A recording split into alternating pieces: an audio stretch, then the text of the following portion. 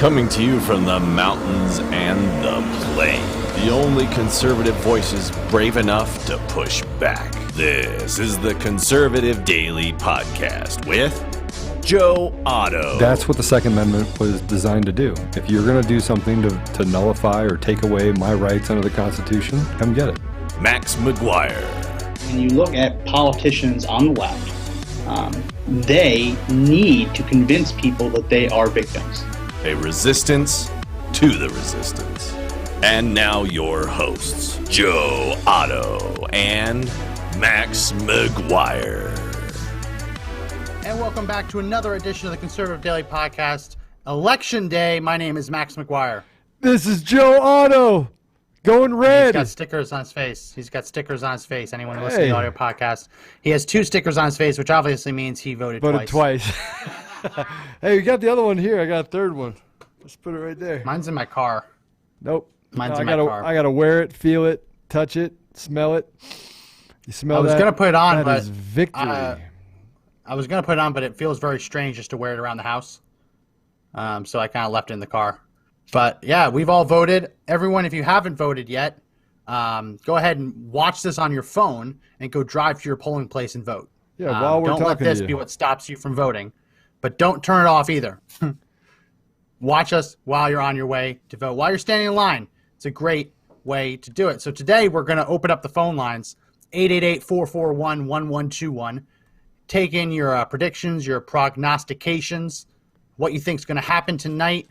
What states you think is going to go red, what states you think are going to go blue. So go ahead and we'll take a bunch of calls today, 888-441-1121. We're going to talk a little bit about the hijinks we're already starting to see in Philadelphia, which is, it's insane that they get away with this every year. The idea of turning people away who are poll watchers, who have the certificates to watch any poll in the city, turning them away because they're Republicans. Putting Joe Biden literature right on the door. They're not allowed to do that. Handing out flyers to people in line. No, you're not allowed to do it. But they get away with it because they are so entrenched in Philadelphia, they think they can. So all this is documented. We're going to get into all of that. But before we do, I'll say it again, 888-441-1121 if you want to chat and tell us what you think is going to happen tonight. I think it's going to be a good night for Trump. I don't think he's going to win Wisconsin or Minnesota. I think that those are just going to go too blue. I'm looking at county returns in Wisconsin, especially in the cities, and just there's too many ballots in. Unlike Florida, where Democrats didn't do a good job, or Pennsylvania, where Democrats didn't do a good job of turning out the cities, areas around Madison and Wisconsin have done a very good job of turning out. So I'm not as bullish on Wisconsin or Minnesota, but I feel very good about Michigan, Pennsylvania, Florida, Georgia, North Carolina, and Arizona for tonight, which would give Trump a victory. What do you think is going to happen tonight, Joe? I think that Trump, 331 votes, electoral votes. That's a lot. It's a lot. That's a lot. I'd like to see the map. I don't know if you've seen the map, but there's a map where he wins every state. It's just a big Yeah. Takes California, Oregon, Washington, all the states, New Mexico. You should look it up. It's crazy. It's crazy that could possibly happen. It'd be awesome if it did. It'd be a gift from God, I think, and definitely a sign for these loony leftists. Well, Mr. Producer, go ahead and put up my screen. This is from DraftKings. Yeah. They asked everyone, who do you think is going to win the election? Now, this is not a poll. This is DraftKings. They're all about betting. And every state, except for Colorado, says they think Donald Trump is going to win, at least people who use DraftKings. What is wrong with the state that I'm in? I don't know. Oh, it's crazy. I don't know. I left it, and it went to hell in a handbasket. It's all because you left. The last conservative to leave Colorado, please turn the lights off. Yeah. No, it's weird. Lots of people, even the polls that say Biden is winning, the same people who take the polls say they think Donald Trump is going to win. And we see a disconnect. We see a definite separation between people who are answering polls and saying they feel better off than they were 4 years ago. See, one poll had 56% of Americans say they're better off now during a pandemic with the economy closed than they were at the end of the Obama administration. But then those same people say they're going to vote for Biden. It doesn't make a whole lot of sense. So we're going to talk a bit about the hidden Trump voters today. We're going to talk a little bit about the different counties that we should look for. We're going to be going live tonight. Joe, are you going to be on the stream tonight, or are you going to be out partying? I'll be. Well, I mean, we're having a watch party. It's going to be a big watch party. There's like 200 people coming. We'll all be wearing masks. So if you're wondering, just kidding.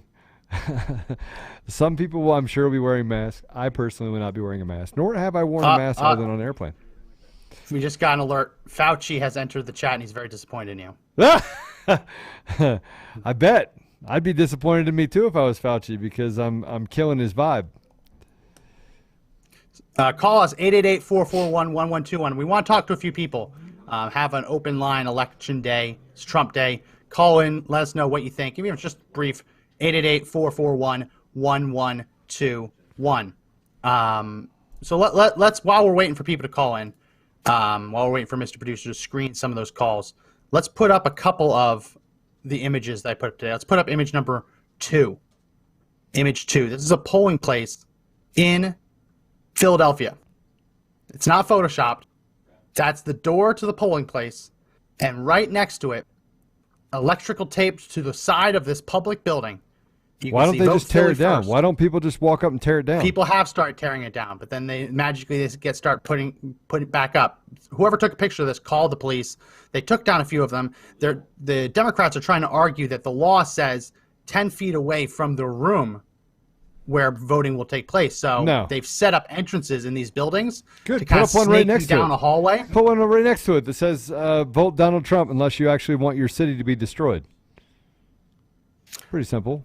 Yeah. So what they're doing is they're setting it up so you're going to vote in one room. And instead of using the closest door, exterior door, they're having people snake through hallways.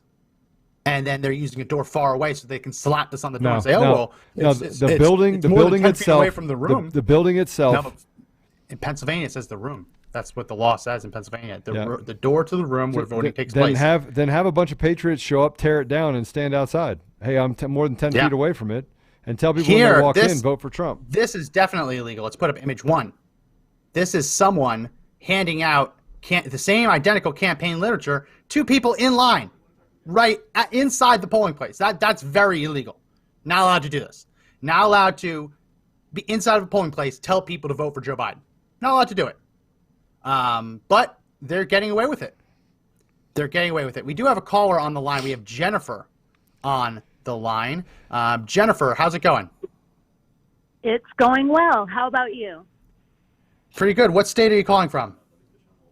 I'm calling from South Florida. Okay. Have you voted yet? I have. I voted a couple days early. Yes. Okay. All right. Who'd you vote for?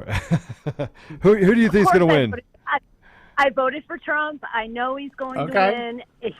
He really pulled it out last time, and given the enthusiasm I'm seeing this cycle, I cannot see how it would be possible for him not to win. So, South Florida, you talking like Miami area or a little bit north of that? Yeah, north of that. North of Jupiter a little bit. So about the northernmost part of South Florida. We're seeing a ton of enthusiasm here. As you know, there have been boat parades, virtually every weekend for almost a year. Yeah. We're seeing, flag wavings. We had a big Trump cruise here this past weekend that had, about 1,000 cars. It's unbelievable. I just don't see how he couldn't win. Yeah. Well, Florida is looking very good, and amazingly, the Biden campaign isn't campaigning in Florida, but typically you don't campaign on election day. You take it off and you leave it up to the voters. Joe Biden is campaigning through Philly today, and Kamala Harris is in Michigan. Because they know that they might not win them. Yeah. They're scared. Too little, too late. Too little, too late. And I'm from Western Mass, and I'll say I was a Democrat. I voted for Trump the first time. I had to keep it real quiet amongst my friends, and my inbox was a ghost town. And as soon as COVID hit, it lit up. I had people I couldn't even believe messaging me. They were asking questions. They were throwing their support down. They were saying they were glad I came out. And, I kind of tipped out of the closet a little bit on social media, and I took a lot of flack for it. And, when October came, I turned my support up to troll-like levels, and they earned it. I love They it. totally earned it. So, I mean, I went from having just a few friends who were supporters to an inbox. I'm talking dozens of people, and it's been super encouraging. I'm completely moved, and I've never felt as enthusiastic and satisfied with a presidential candidate in my life. Well, that's great news. We have full lines, so we're going to have to let you go in a second. But you think Trump pulls it off tonight nationwide? It's going to be so unbelievable that no matter what straggles in the week after, it won't matter. We know how many people are eligible to vote, and we know it's going to be a landslide. Well, Yes! Jennifer, thank you for voting. Yes! If you know anyone who hasn't voted or is on the fence, make sure you get them to the polls and make sure they vote Trump. That's what we all got to do today. So thank you so much for your call, Jennifer. Really do appreciate it. We have someone else on the line. We full lines. Hey, so phone I lines. want to read this. This is the comment that came in. In Oklahoma, while I was standing in line to vote, there was a woman who was barely able to stand in line. She just had surgery but wanted to vote so much for Trump she left the hospital. It took her all the way to the door, and they brought out a chair for her to set in until her turn to vote. That's pretty awesome. That's really nice. It's pretty awesome. We have full phone Thanks, lines, so Gary. if you get a busy signal, keep calling back. Every time we get finished with a call, or one of the lines will open up. I don't even know how many lines we have. I think it's VoIP. So we have another person on the line. Fernando is on the line. Fernando, how's it going? Hey, Max. Hey, Joe. Doing well. Good, Fernando here, the certified election judge here in Bexar County, San Antonio. Yeah. I wanted to call in to give you an update on what's happening at my poll location. It's been slow but steady so far since the morning. Good turnout. Computers are working. Everything's up and running. No sign of fraud or anything like that outside the polls. So I just want to tune in and say thank you again to you guys. And that also a couple of things here. America will never be great again until America becomes godly again. Oh, Yeah. man. Also- What you just, yes. Number two, President Trump is not perfect. However, Trump is perfect for today's times. I So I agree just want with to you. leave the audience with those two remarks. Hey, God bless Well, you, thank man. you, Thank Fernando. you for the work And you're doing. last question: any no funny business outside the polling places? When I voted in Bexar County, I actually had to call the cops because people were handing out campaign literature within 100 feet of the entrance, which is what the law is in Texas. And we got to get this law Correct. changed the next time that our Right. legislature is in session, because it's 100 feet from the door. So if a line snakes Right. 100 feet, technically they can just stand in line at that 100 feet mark and talk to people. And no funny business outside the polling place? Not at my location. They were these. They were doing some type of collecting votes, like what do you call that? When you want to collect numbers, signatures, to defund the police. But they're not at my location. But they were doing, what do you call that when they collect? Canvassing, Yeah, canvassing, petitioning. petition drives, yeah. Yeah, they were canvassing when I went and voted 2 weeks ago. But no, so far my location is peaceful, it's quiet, it's steady. People coming in, and we're excited for a Trump victory. I'm having a big party tonight, election party, but it's already sold out. We're gonna be drinking Trump champagne tonight. All Get right. ready, America. Hopefully. Well, thank you so much for your call, Fernando. Keep your eyes open for any funny business, Hey, and we do Fernando, appreciate God bless you, brother. God you bless you. volunteering like that. Really, really great. Yeah, he's been calling in for the last couple of weeks, letting us know Yeah. as he's applying for this. It's really cool that now he's out there watching the polls, and I'm glad that he's allowed in, because in Philly, they're kicking Trump supporters out of kicking Republican poll watchers out of the polling places, which is insane. You can't kick It's me insane. out. And I'd go down swinging. Sorry. so we have another person. We have another person on the line. Hey. If you want to call in, feel free to call 888-441-1121. We have Judy on the line. Judy, how's it going? Go on. How about you? It's going pretty well so far. Where are you calling from? I'm calling from Dayton, Ohio. Dayton, Ohio. Ohio. Have you voted yet? Yep. All right, and you vote right or wrong? I vote red all the way. Already voted the very first day I was able to. That's I excellent. think that What are you seeing on the ground there? Are you seeing more Trump signs or more Biden signs? well, in my neighborhood, it's more Biden signs, but the houses that don't have any signs out at all, I'd say, are Trump. Okay. And And that's, do you and think that's Trump's just going to win because they're Ohio? afraid. They're just afraid of the they're just afraid of the repercussions for a bunch of bullies that want to come out and try. Oh, absolutely. Yeah. Absolutely. Do you think Trump's going to win Ohio tonight? Absolutely. I think Wisconsin, Michigan, Pennsylvania, Washington, not Washington, Wisconsin, Michigan, Pennsylvania, Florida, Ohio.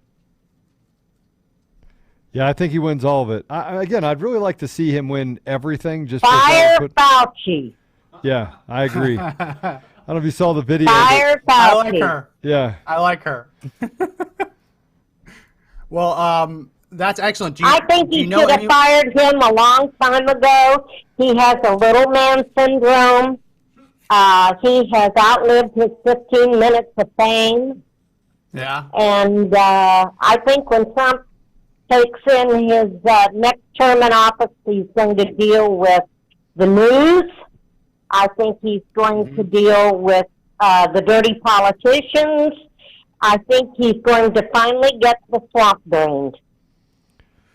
man. Well, I hope so. I really do hope so. I am not as bullish on Wisconsin as you, but I'm hopeful. With Ohio, you tend to see those states around it turn. So hopefully we can see some good red numbers in those surrounding states. We have to let you go, Judy, because we have full phone lines. right. But thank you so much. Hey, God bless for your you. call. Cool. And, You and take care. and keep the faith.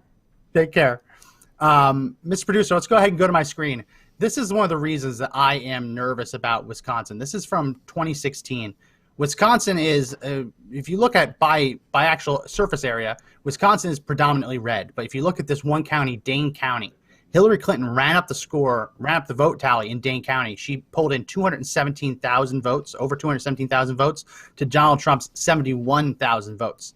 That is where Democrats plan to bank a huge chunk of their vote totals. That county is seeing tremendous numbers of early votes coming in, both in early voting and by mail. So I'm very nervous about that, because if you have a high turnout election in Dane County, it's majority Democrat. That makes you think that you're going to have high Democrat vote totals in that county. And the question is, will there be big enough turnout around the rest of the state? Because Donald Trump didn't win this state by all that much. So that's why I'm a little concerned about Wisconsin, because when you start looking at the early vote Yeah, totals coming in but- some of these urban, suburban districts. But the other areas, just so you know, if we look at and we actually studied this state just to see what the plausibility was, is if we just got a 3% increase in the other areas of Republican or people that would vote for Trump, just a 3% increase, would that offset what happened in Dane County? And it actually offsets it and gives him an additional 41,000 votes, just with a 3% increase in the available voters in the red areas. So if it's Yeah. true that Republicans are out and voting in bigger numbers, he'll win this by a larger margin, regardless of what happens in Dane County.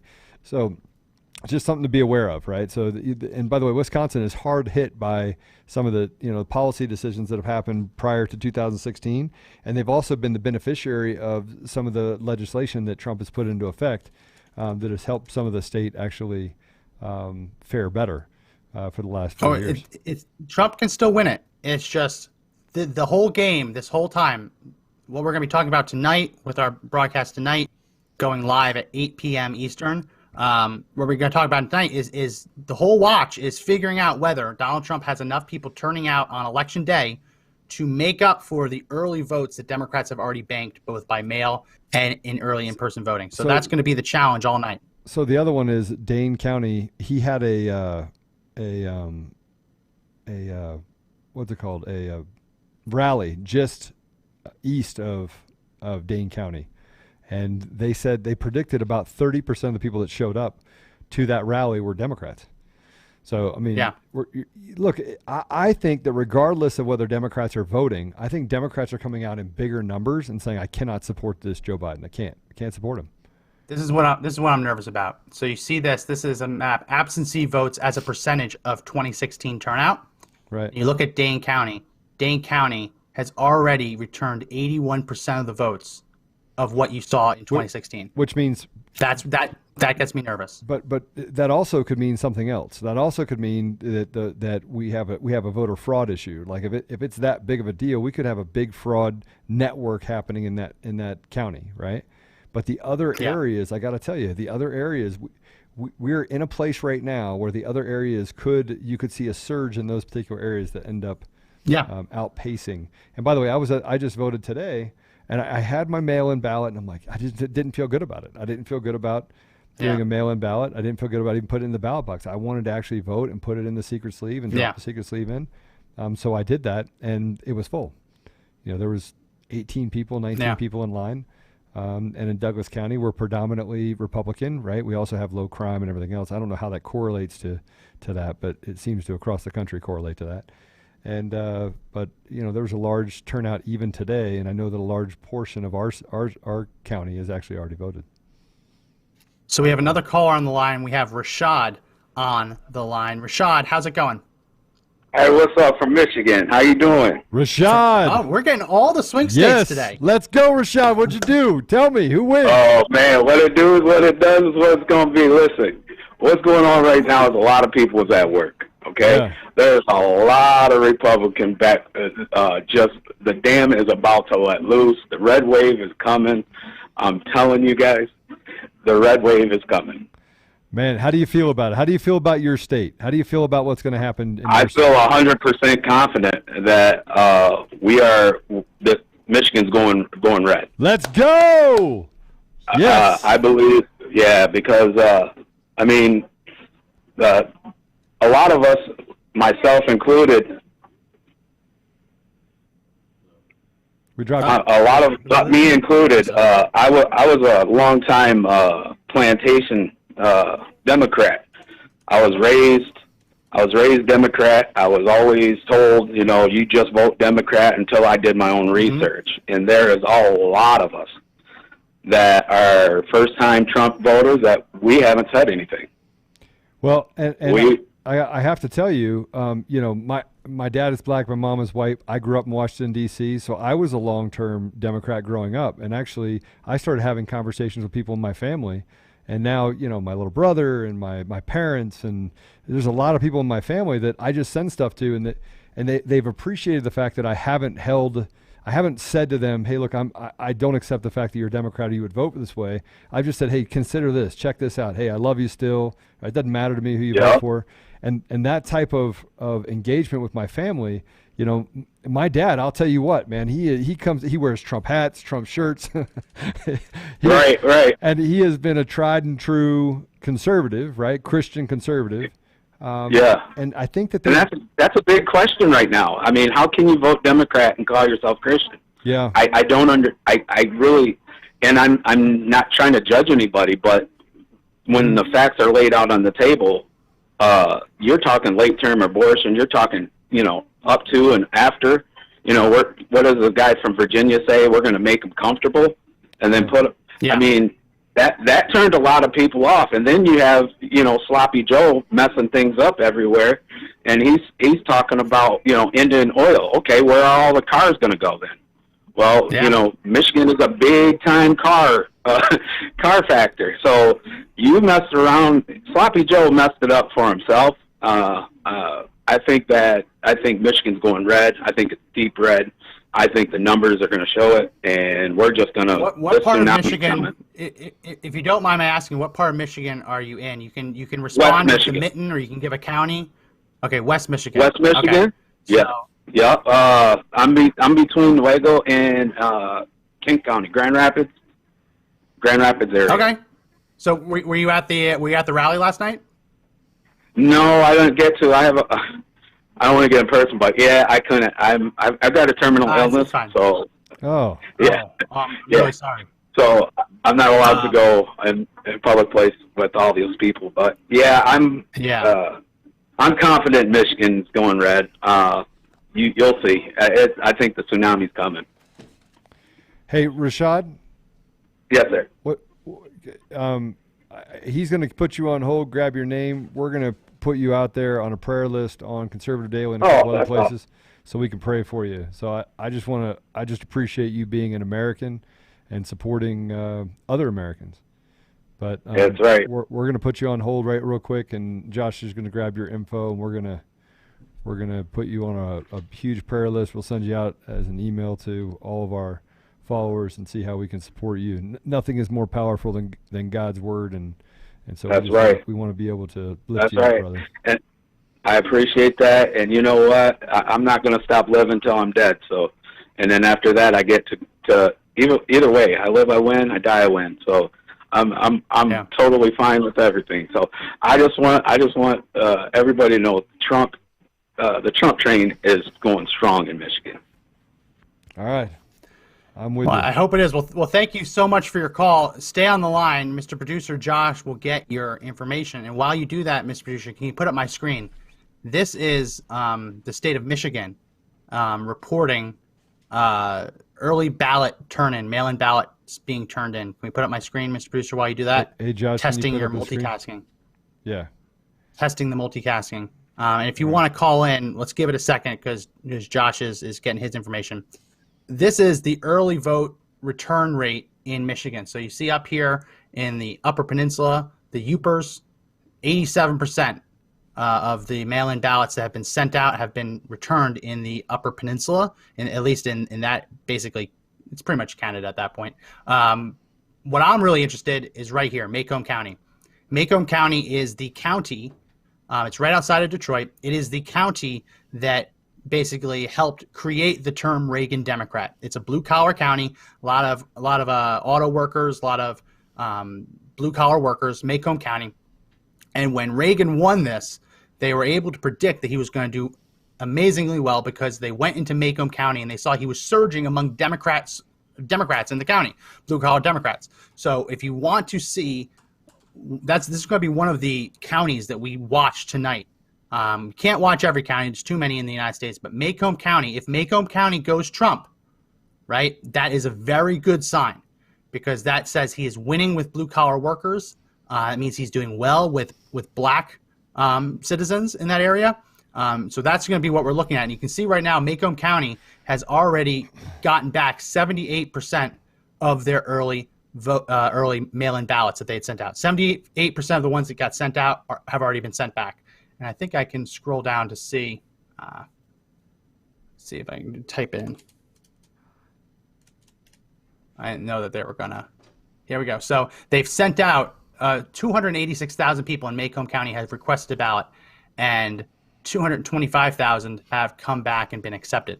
So it's going to be interesting if that stays like that, and they have 60,000 people who wanted to vote but didn't. At that point, we don't know. Does that mean that those are Democrats that would have flipped to Trump, or are those Democrats who would have voted for Biden? Well, It's they unclear, can but vote we're in going to be person watching too. this So county. there's the other part. Yes. They can vote in person. They can vote in person. But that's going to be one of the counties, and you go ahead and take it off my screen, Mr. Producer. What's funny is that New Jersey, by the way, tried to restrict voting in person completely, right? They did. They successfully did. I got a ballot in New Jersey. I unregistered to vote 6 years ago, and I still got a ballot in New Jersey.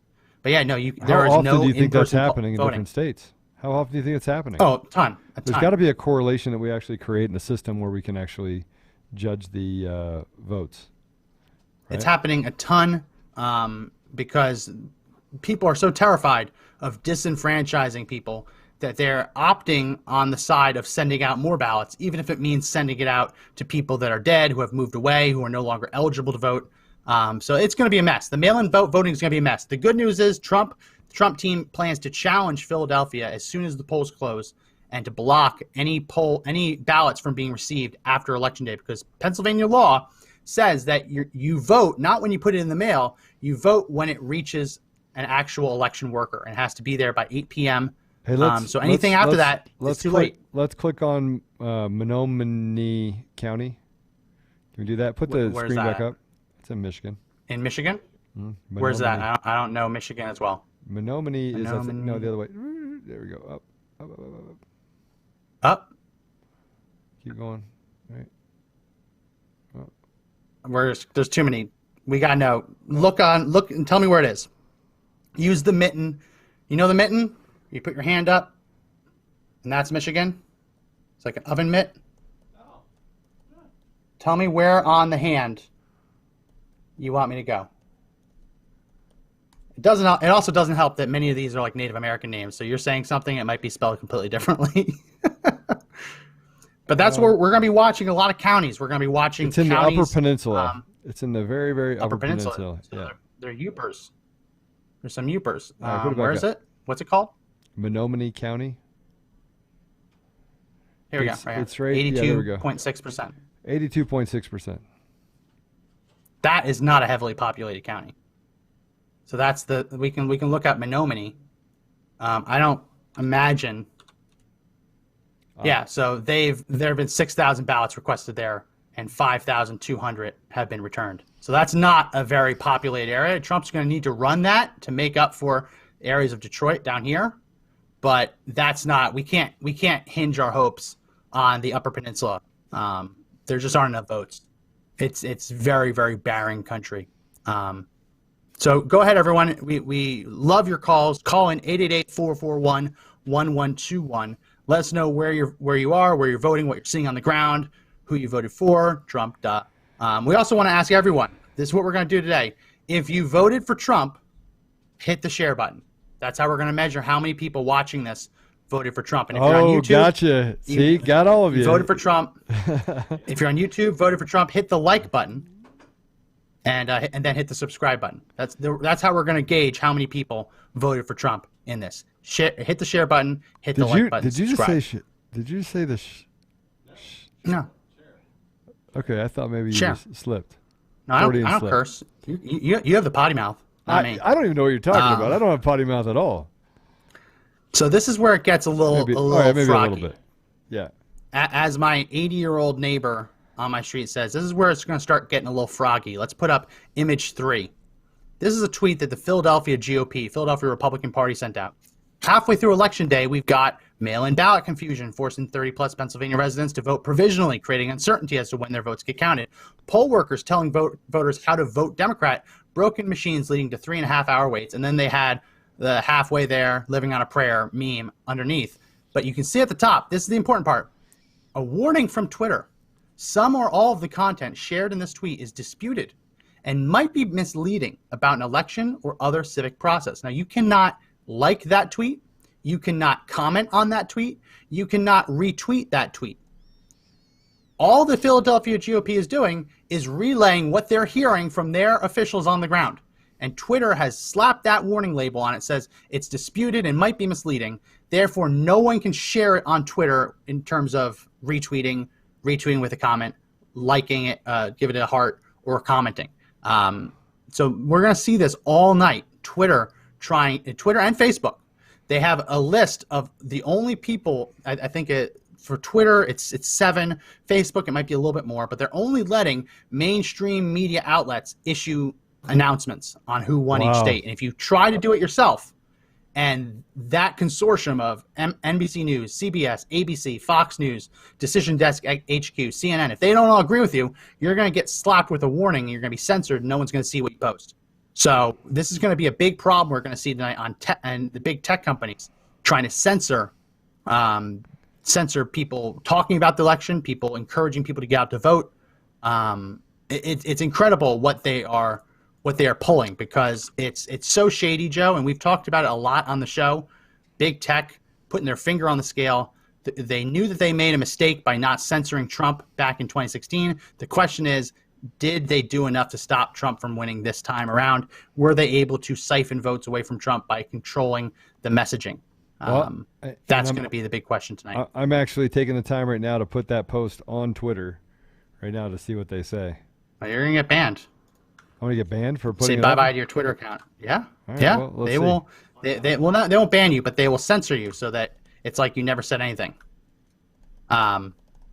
it's really, I mean, it's really scummy. And again, if you want to talk about this, anything else related to the election, 888-441-1121. Sorry, we have a caller, and I just want to see if it's the same caller or not. We have Jennifer on the line. Not sure if it's the same Jennifer or a different Jennifer. Jennifer, can you hear us? I can, yes. Oh, different Jennifer. Great. Different Jennifer. The first time I called in. Where are you calling from? Minnesota. Minnesota. Okay, another Which part swing of state. Minnesota? Southern. Southern. Ah, we Yeah, like so- you. so Come the- on. The part that doesn't talk like that, essentially. Ah, Right? right. She What are speaks you- with what are a you with a seeing? Scottish accent because that's what I did yesterday. Scottish. What are you seeing on the ground in Minnesota? Seeing Trump? You seeing Biden? What kind of support are you seeing? This is going to be a red wave like nobody's ever seen Yeah? before. Minnesota's going to go red, baby. Yeah. Now, do you feel that way? Yeah. Like people that you know that would have voted for Hillary Clinton before that now are voting for Trump, or is this just a? Oh, I know so many people that voted for her last time that walked away from the Democratic Party because of everything that's happened over the last few years. Yes, And yes, it's we beautiful. love So we're Jennifer. Beautiful. We're seeing that early voting in Minnesota shattered records. 1.6 million Minnesotans cast ballots. Have you voted yet? Did you vote early? Or did you vote today in person? I don't vote early because I'm a patriot. I go vote on election day like you're supposed to. And I went this morning before I went to work. So I saw a lot of people at the polls, a lot of friendly folks. There weren't terrible lines at my polling station. My daughter-in-law had to go to a different polling station across town, and she said there were pretty good lines, but she didn't mind waiting. My husband and my son didn't have any problems waiting in line either. So, but there were a good amount of people there, so it was all good. So it gets interesting. This is where we want to see big lines. We want to see big lines today because that means that we're turning out enough people. I'm looking at just the statistics as of yesterday, the day before. 1.6, almost 1.7 million ballots have already been turned in Minnesota, but there's just shy of 300 ballots that are outstanding. So they're still out there, haven't been turned in. It'll be interesting to Yeah, they see probably how mailed that about breaks 20 down. of them to my house, and I didn't turn any of them in, so whatever. They did? Did they Oh, auto we mail? got ridiculous amounts of them. Yeah. Oh, they got auto mailed to our house, and they all went right in the trash compactor Yes. after we ripped them It's, up. After we ripped them up. Okay, I was gonna say. After Tell we me you burn ripped them. them up. After we burned them and sliced them into 100 I pieces. didn't want Ilhan Omar coming to my house and grabbing them, so yeah, I ripped them up first. Truth comes out. Yeah. Here we go. Well, she'd send some of her stooges out to do it for her. Oh, So right. it's interesting. So you're in southern Minnesota. You see Trump. What people usually say is that southern Minnesota is the part we have to kind of worry about blue. No. But if you're seeing good Trump support there, hopefully, So I we mean, drove. This is We going to live be the in game. Mankato, and we drove up north a couple weekends ago, and we counted signs. I bet just roadside signs. There was probably 150, 175 for Trump. We saw 2 Biden, and those were close to Minneapolis. And then we saw like 26 signs that there were pumpkins for sale. So even pumpkins are going to beat Joe in Minnesota. Yeah. I mean, come on. Yeah, All no, right. we love to joke that if you're going by lawn signs or road signs, Trump would win, and then garage or yard sale would come in second, and then Biden Right. would be Well, a in distant Minnesota, pumpkins third. and corn for sale are kicking his butt. So Well, that's very interesting. How many electoral votes do you think Trump's going to end up with tonight? He needs 270 to win. How many do you think he gets? I'm going to go with 310.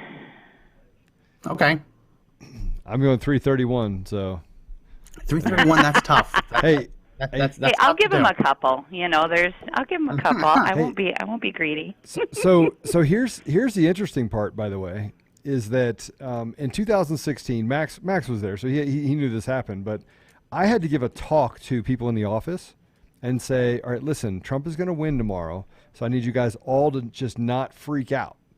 And everybody looked at me. I remember them saying, Joe, you are nuts. And I'm like, I'm telling you right now. And you can't place a bet in the United States, but you can place a bet out of the United States.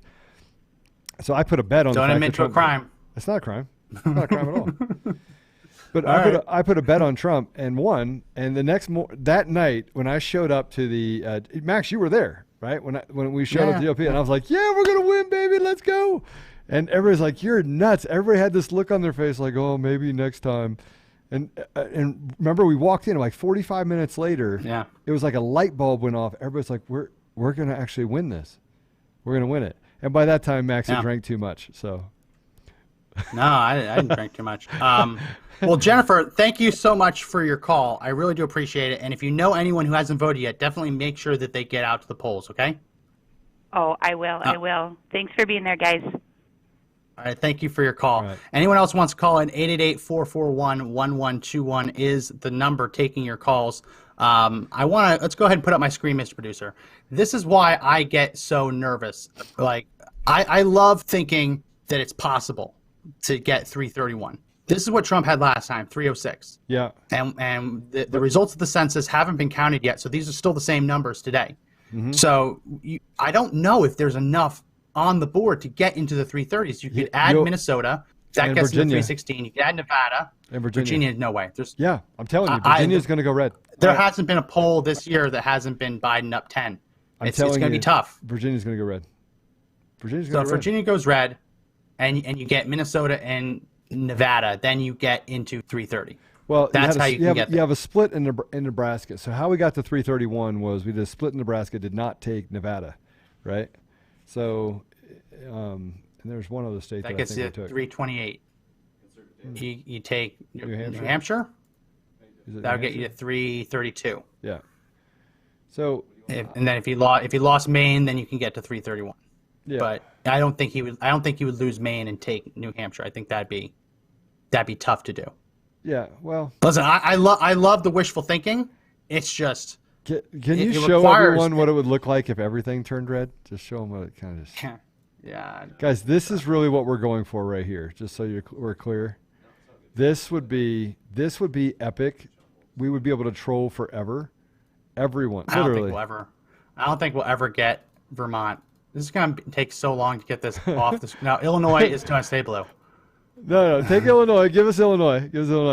Fine. Ladies and gentlemen, that's what it would look like. That is actually what it would look like if the world was sane. That's what it would look like. Yeah, okay. 538 for Trump. Trump would be winning bigly at that point. Just so we're clear, he would literally crush the House. I think that's what it looks like. But and again, what we're talking about today, that was Clinton. This is Biden. This is them taking the latest poll results and assigning it based on that. They're already giving. Obviously, this isn't over, right? So it's gonna be close tonight, folks. I love thinking about a red wave, and I think there's gonna be a red wave on Election Day. It's gonna be tough to make up all of the votes that have already been cast. Yeah. We actually have an image. Let's take off my screen, Mr. Producer, and let's go ahead and put up image, whatever the last image we haven't done yet. There we go. This is early vote. This is an early vote report from an organization called Target Smart. Target Smart, their whole deal is that they help organizations get out the vote and not go towards people who have already voted. And this is an accumulation of presidential battleground states: Arizona, Colorado, Florida, Georgia, Michigan, Minnesota, North Carolina, New Hampshire, Nevada, Ohio, Pennsylvania, Texas, Virginia, Wisconsin. And this is as a percentage of the early vote. So what the nice thing about this is that even though early vote, the numbers of votes are huge, right? We're blowing through records. Republicans, at least when you add up all the battleground states combined, they are not just keeping pace with Democrats, they're actually outpacing Democrats by 0.2%. So the good news is that Democrats wanted this to be a completely lopsided graph. They wanted Democrats to be showing 60% and Republicans to be showing like 30%, right? That's what they wanted. Look at the unaffiliated. Look at that. Yeah. That's scary. It's scary when you have 10.6% that are literally voting that. I mean, that's 2%. Well, remember, that's just early and absentee. That's just early and absentee. Still 2%. 2%. I mean, think about that. Yeah. Think of what just in those states, think about what that represents. That's why I think that we take Virginia. That's why I think Colorado is still on the table. I do. I don't know. We have Jacob on the line. Let's hear from Jacob. Jacob, how's it going? Pretty good, man. Actually, just working a little bit. Hey, that's what Where we are you do, calling though. from? North Carolina. North Another swing Carolina. state. All swing yeah. states. All right, That's what do you great. got for us? Oh man, it's I believe a lot of people think it's going to be a landslide, but I think it's going to be a lot closer than people believe. Okay, well, who do you think wins? What are you seeing in North Carolina? Oh, First of all, do you think I Tillis see can Trump. win? I see Trump winning. Do what now? Do you think Tillis can win? Tillis, yes, I think so. What's going on with Tillis? when Because you go he's to going the up polls- against someone. He's going up against someone who admitted to having an affair with a woman, and he went up in the polls. What's going on with that? People out here. There's a few select people. I guess you have them everywhere that don't care about the other side. You know what I mean? Yeah. Like, you know, That's they don't, interesting. it's just like what they've grown up to know. You know what I mean? Hey, It's there's just a lot like, of them. It's like religion to me. It's like politics is just like religion to me. Like I didn't understand religion when I was younger, so I went away from it, and then I found out for myself. You know what I mean? Yeah. So have you voted yet? Oh yeah, I definitely voted. It's Okay. actually the first And- year I've ever really gotten politics and voted. Really? It sounds like you're at a job Yeah. site. Has everyone there voted? There's a select few younger guys that are into it. You know, obviously they think Trump's a racist. And I just try to have, you know, smart, non-argumentative topics to try to talk to them about. You know what I mean? Yeah. Try to push them towards just to do a little research on their own. Well, I tell you, at this I point, tell I you, made it. Yeah, Joe. I tell you, it's going to be kind of tough because, you know, you're trying to have a conversation about something that's close to most people's hearts. Like most people don't want to support a racist. So the propaganda is working until we actually fight back against it and they see enough of it to say, all right, maybe there's something to this. So, you know, it's an uphill battle because we've weaponized our media, but, you know, you just got to keep pushing forward, being patient with those people and just saying, hey, listen, show me proof, and making them come back to the table Yeah. with it, right? And that's why I feel like I had to do my civic duty to do research and have the facts, you know, off the top of my head, you know, because anybody can rebuttal something that you know they don't think you'll just come right off talking about. But I feel like I've done some good research and I'm quick to reply to people about stuff like that. Well, thank you so much for your call. And if you think you can get any of your coworkers to vote for Trump, make sure you drag them to the polls, okay? Okay. All right. Thank All you right, so take much. care. Thanks for calling. God bless you. Wow, All we right. are hitting up all the swing states. We had All of them. Florida, North Maybe Carolina. that's a good sign, we just had so you know. Texas, It's a great sign. Minnesota, Michigan, Ohio. The only one we haven't talked to yet is Pennsylvania, Wisconsin, Arizona. So if you live in Pennsylvania, Wisconsin, or Arizona, make sure you give us a call. We still have some time left to take some calls, 888-441-1121. We have another person on the line. Katie is on the line. Katie, how's it going? Katie, you there? Katie, can you hear us? Yeah, hi. Hi. Hi, Katie. Where are you calling from? I'm calling from Virginia. Virginia. Okay, so Yeah. I felt I should call because y'all were on the topic of Virginia. So, What part of Virginia? huh? What part? I live in Fredericksburg. Oh, all right. okay. Yeah. Little news. I spent 2 years at Garfield High School in Woodbridge, Virginia, and was born in Winchester. Oh, okay. Yeah. Wow. So I know- you I know don't sound Fredericksburg. as upbeat as some of the other people. What are you seeing on the ground in Virginia? Well, I mean, we all know Woodbridge is Hoodbridge, so. Oh, Hoodbridge. Yes. Yes. Yes. It is. It wasn't when I went to Yeah. school there, but yes, it is. 100%. No, my grandfather lived in Woodbridge. Yeah. So who do you think wins? What are you seeing on the ground with as far as Trump support, Biden support? How do you think Virginia's going to go? I would like to say that Virginia is going to be red, but it sucks living in a blue state because the majority of the blue state is red, but because they only count like Nova and turns it all blue, that little piece of blue turns the whole thing blue, which sucks. But I mean, I don't think Virginia's going to be red. I would love to see it red, but I don't think it's going to be red. Well, I mean, but I do think that I think it's going to be Trump 2020 all the way. So wait, so you obviously have friends that probably voted against Trump in 2016, right? Yeah. Now, how are they voting this time? The same. What? Yeah. You're not doing your civic duty to actually tell them about what common sense looks like. Come on. Girl, get on it. You would be surprised. I'm always getting on debates on Facebook and providing all these facts, and nobody wants to listen. And I'm always getting fact checked. Mr. Producer, go ahead and put up my screen.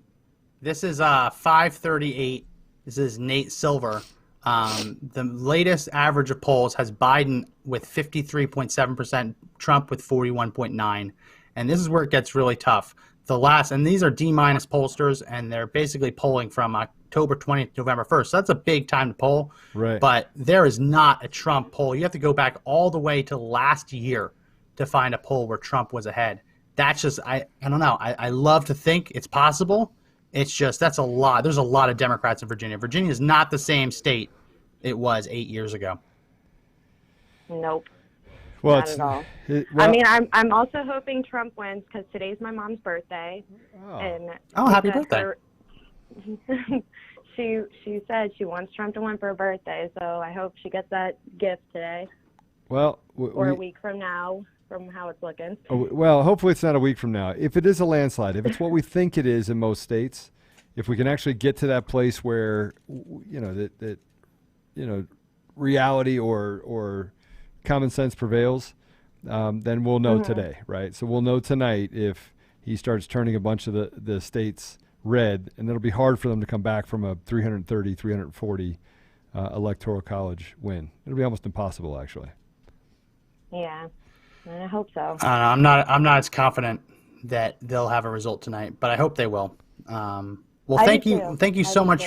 Thank you so much for your call. Really do appreciate it, and try a little bit harder and flip those friends who haven't. Yeah, come on. You got to get on it right now. I'm trying. They're very hard-headed. Liberals are very hard-headed, okay? They think with feelings and not facts, okay? That's how they work. 100%. It's tough.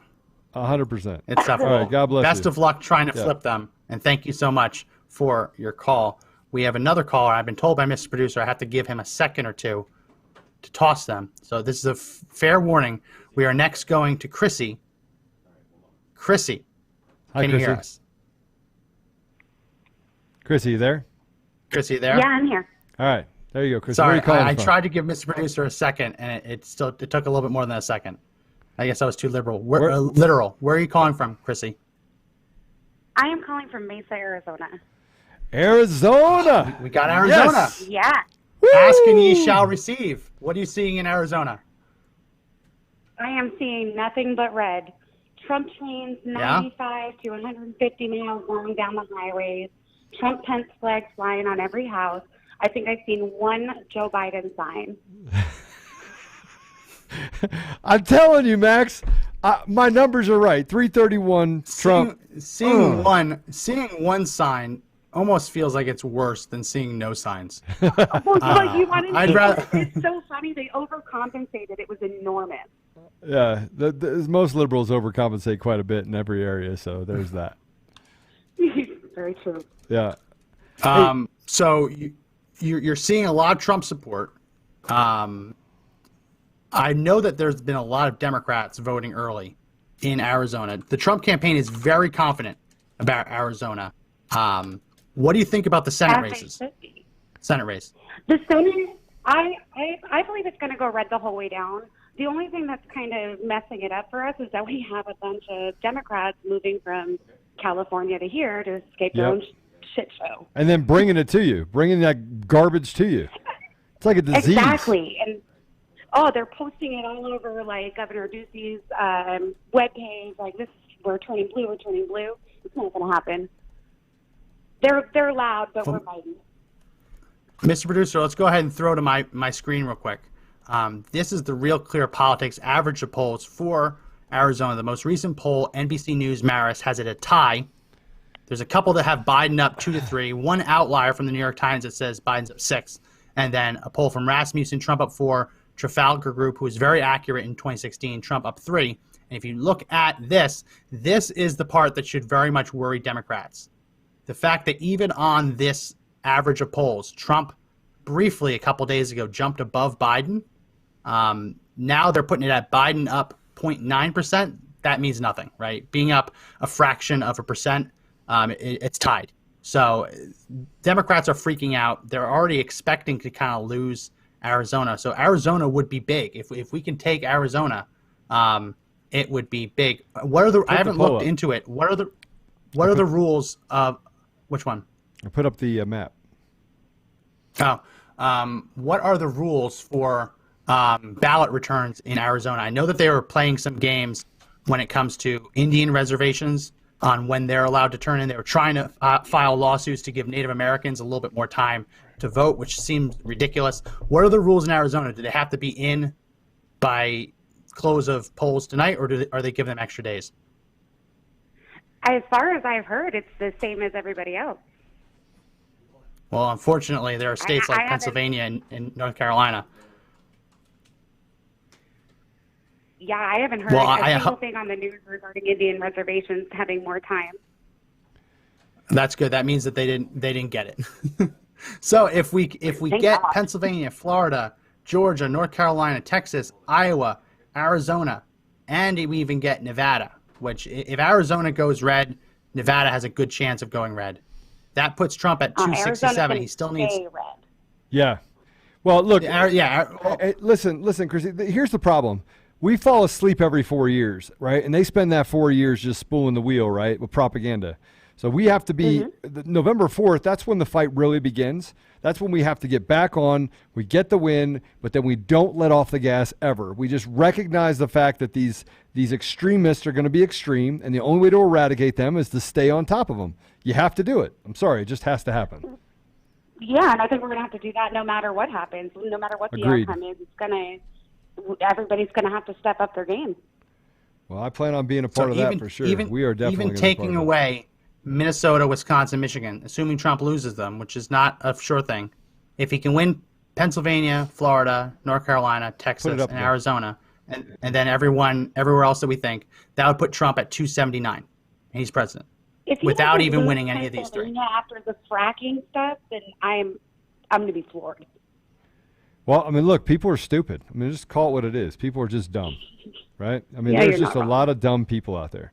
And so we're in the middle of a intelligence drought in our country, and frankly, every time that a socialist or someone from Marxist that stands up, and someone that actually lived through it, someone in Venezuela stands up and goes, so I moved here because Venezuela went to one of the wealthiest countries in the world, and over a decade, literally, is now a place you can't walk down the street without getting shot, right? And you want socialism here?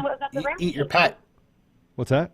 What was that? The gentleman that was at the round table a few months back who came from that, that was heart-wrenching. Yeah, and the fact that he lost family members. I mean, the stories you were hearing about just the amount of anguish that was happening. Everyone is the same. No question, everyone is the same in Venezuela. They're all broke. They're all eating rats in the street, right? They're all dogs. And dogs. I mean, this is true. We are bringing third world into the United States by allowing this socialism and this Marxism and this communism to exist. We're bringing it. We're bringing a third world mentality to the U.S. It's to me, it's just nuts. Patriots need to stand up and do their part. But we have to do it every day, all day. We have to be willing to sacrifice, willing to stand up, and willing to be bold and courageous. Because if we give up that boldness, we give up that courage, it doesn't mean we have to browbeat people with it. It doesn't mean we have to hurt people. That's not what I'm saying. What I'm saying is we have to act with conviction, right? We have to stop this indoctrination in our school systems. We've got to start pushing out these communist and socialist teachers. You say, you need some diversity. I don't need any diversity of thought when it comes to allowing some sort of cancer of socialism or communism into our country. I don't need it. Right? All it does is stands for other countries over there, right? Not here. So, hey, thanks for your call. Really appreciate it. Well, thank thank you so much for your call. And yeah, we really do appreciate it. We've hit every swing state now except for Pennsylvania. We've hit every single one except for Pennsylvania. So we have one more person on the phone. I don't know if he's from Pennsylvania, but we do have one more person. I believe his name is Jason. Jason, can you hear us? Yes, sir. How are y'all? Where are you from? Florida. All right, another Florida. Well, we're hoping we might get someone from Pennsylvania, but Florida is still a swing state. What part of Florida are you from? The Panhandle, the red part, not the blue part. Yeah, you're from the part that the polls close a little bit later. So we all know that that's Trump country. That's hardcore Trump country. That's hardcore Trump country in the Panhandle.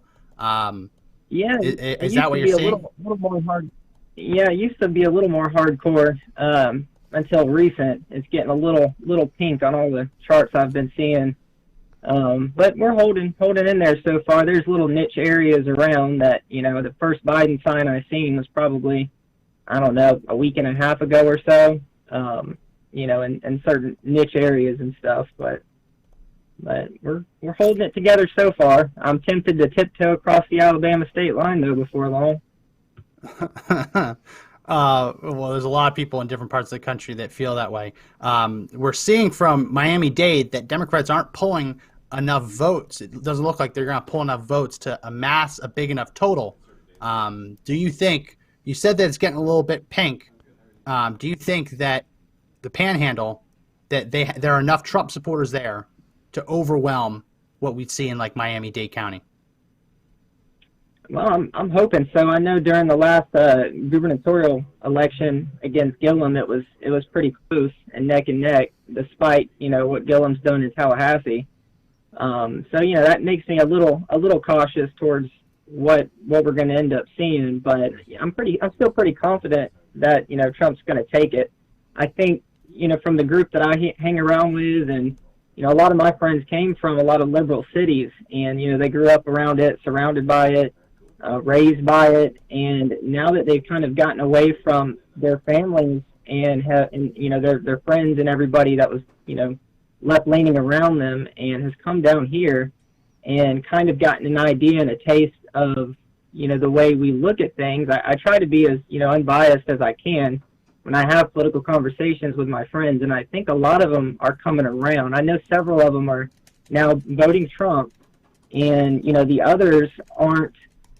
For the first time, I know one of my friends is voting independent, and that particular friend isn't really a political person, but just because of all the politics is constantly crammed down their throat, they've kind of done a little more due diligence and realized that they would be truly just simply voting against Trump and not for Biden, and has therefore decided to go for an independent vote just for their own conscience. Well, yeah, it's interesting with that. It's kind of 6 of one, half dozen of another. If they're not a Trump supporter, it's better to at least let them vote for someone else than have them pull the lever for Biden. That's for sure.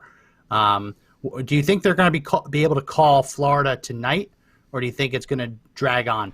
No, I got to call it tonight. It's going to be a wave. Sorry, that's just my opinion. Go ahead and give your opinion. That's fine. I mean, I was alive, and the first election that I really remember, was when Florida was so contested, back during the Bush election. Yeah. And, I think Florida is always going to be an issue just because there is such a vast number of each, political philosophy, I guess you'd say. So, I mean, time will tell, but, I highly doubt we're going to get any information that we're all wanting today or probably even, this week. But, we'll keep our fingers crossed. I told my boss I probably would be in work tomorrow a little late, just depending on how late I decide to stay up and watch all the chaos. Well, hopefully there's no chaos, and we know that if there is chaos, it's not going to be conservatives ransacking their cities. It's All right. Absolutely not. Well, thank you so much for your call. We really do appreciate it. We have one final caller. We have one final caller, and this final caller is Kevin Jenkins. Sorry, we got to wait a second because he's going to put him in real quick. But Kevin Jenkins, I'll let him plug himself a little bit. But he just actually texted me, and I was like, Kevin, you got to call in. You got to call in. He's from your state, Max. How you doing, Kevin? Well, who is from? I'm doing fine, Joe. How are you, man? I'm good, brother. I'm really good. Where are you calling from? I'm calling from New Jersey. Oh, close to Pennsylvania, New Jersey. No, Pennsylvania. New Jersey, where everyone gets a ballot and whatever. Yeah, that's right. What part of New Jersey? I mean, I don't know. I'm from Newark, New Jersey. I'm from the heartland of New Jersey. We're in the middle of New Jersey. Newark is not the heartland, my friend. Well, when I say heartland, Democrats believe that black cities in America, are throwaway votes for them. And I think a lot of that's starting to change, especially when it comes to black American men. They're pushing back and saying, listen, the relationship with the Democratic Party has been an abusive relationship. And we need to start looking at how we can start negotiating for black Americans as opposed to being used by the Democratic Party. I come from a long line of Democratic leaders in this state, and I've supported Republican leaders more so than Democratic leaders. But I got to tell you this, out of all of the Republican governors that I supported, they've done more work in the black community than the Democratic governors who take our vote for granted. And you're going to see a seismic shift in the state of New Jersey. There's going to be a seismic shift. It's going to be very subtle, but people on the ground know that several things are going to happen. Black Americans are not running to the polls to vote for Biden. Black Americans are not happy that Biden and Kamala Harris were the choice, which says a lot about how the Democratic Party feels about black Americans in this country. And I think that, if, Trump wins, which I believe Trump is going to have a landslide this evening, and let me tell you several reasons. When you talk about medical freedoms, when you talk about religious freedoms, when you talk about the damage that's been done to small businesses, when you talk about the faith community being triangulated and locked out of their churches, a lot of people aren't going to say what they're going to do. But in New Jersey, there's going to be a seismic shift. There's going to be a red wave in New Jersey that's going to trickle down to the other local elections that are moving forward, because the New Jersey has been damaged just like California, just like all of the other Democratic states. But when Biden stood in front of America and said he was going to mask us and make vaccines mandatory, he lost 5 to 6 million votes right there. He said he wanted to make it mandatory, but he also said he didn't trust it, which was a very strange way of straddling that's because fence. he's reading. Well, because what he's doing, he's reading the limited polls. The Democrats are very good at staging useless polls, but he's really hearing that. Wait a minute, you said mandatory. People started saying you got a problem. When these blue states have done everything they possibly can do to destroy democracy as we know it. I should say the republic as we know it. Democracies, I know we use that word because we're trained to use it, but I don't want to live in democracy. Yeah, it's not a good word. I want to live in a republic. Absolutely. That's mob. Absolutely, Joe. It's mob rule. So let me just say this to you. Right now, this morning, I got up, and I do polls because I'm always in cars. I travel all around the country, fighting for our freedoms, fighting for our medical freedoms, fighting for our religious freedoms, fighting for small business. And let me tell you the poll I take. Every time I get in an Uber and a Lyft, I start a conversation about what's happening in America. My last conversation, I just was in Georgia speaking to some patriots I was there for 5 days. And then I went into Tennessee and spoke at their meeting, Freedom Rally. What I'm hearing from black individuals in the cars, they're saying the Democratic Party has done nothing for us. I never tell them who to vote for, but they have this conversation with me that gives me something to think about. They possibly are not going to vote, which I understand, but they're not voting for Joe Biden. Yeah. And they're not voting for Kamala Harris. Well, now, how can you be? I'm not saying you are, but the average black person in America being pro Black Lives Matter, being pro reforming police, right? Well, at least what we're told. How can you support that? First of all, you're wrong. But first of all, you're wrong. See, this is where you. Well, just what we're told. Hold on, Tom. Let him finish, Max. But let him finish. You made an assumption. But you made let me finish.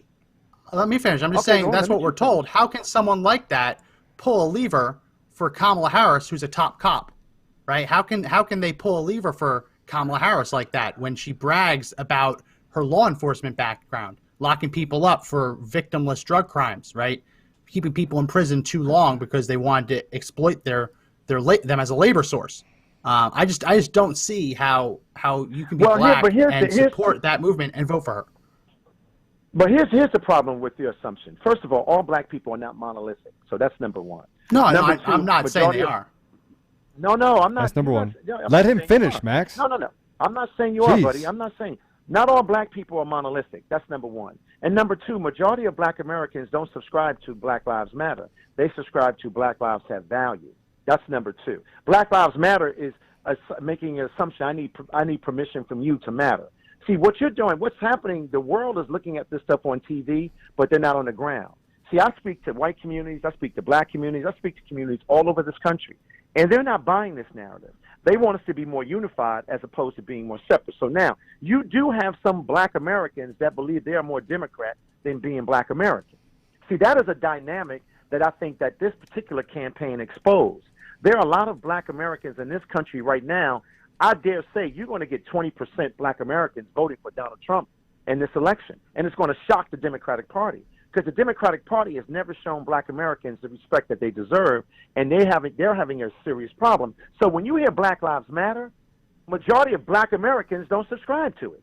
No one's ever asked a black American like me, Kevin D. Jenkins, do I subscribe to Black Lives Matter? You just see these people on TV and you see this propaganda on TV and you think that's how we feel. Black Americans at their core are more conservative than you are. They believe in family. They believe in ownership. They believe in community. They believe in all the things that you think they don't. But what's being sold on TV is that we're all angry or that we are angry about what no black American that owns anything in this country wants to depopulate or defund the police. We think it is the most ridiculous narrative ever. But there's a bigger fight going on now. This is just not about Democrat and Republican. This is about the very soul of humanity. Right now, humanity's back is against the wall. Yep. So when you talk about taking any freedom away from me, any freedom, whatever freedom you might think that's a problem for black Americans. And you don't hear that debate because they don't show that debate on mainstream media. They don't want you to hear that.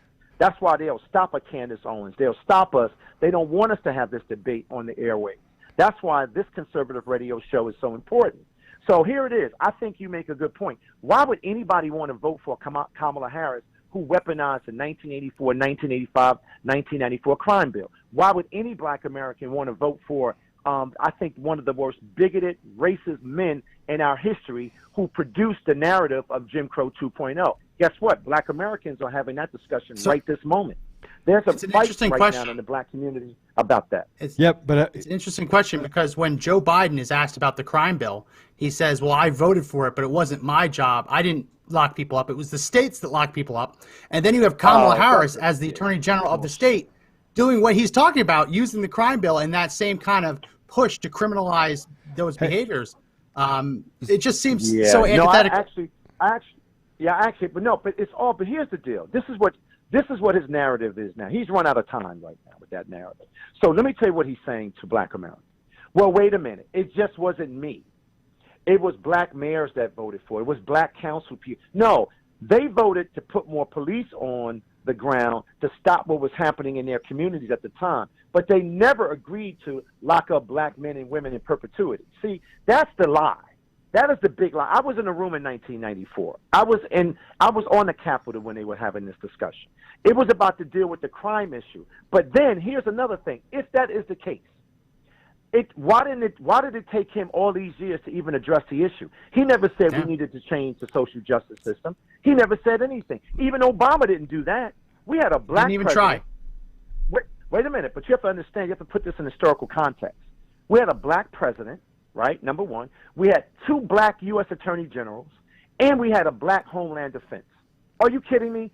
Obama could have addressed this issue in a big way, and he could have been the social justice president of all time. Yeah, he could have done a lot. He could have done a lot for the black community, 100%. It took President Trump to say, guess what? We need to make that happen. And guess what he did? Make it happen. He did that. Now, the mainstream media doesn't want to give this. Let me just give you a little synopsis of who I am, first of all.